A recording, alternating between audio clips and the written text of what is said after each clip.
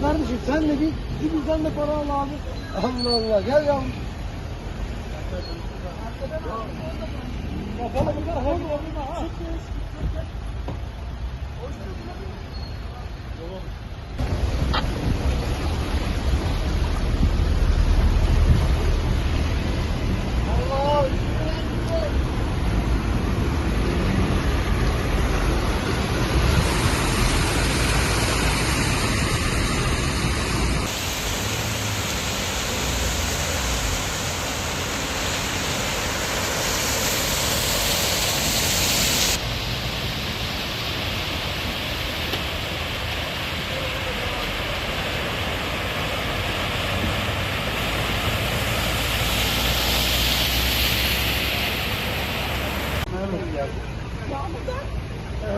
Nereden mi geldin?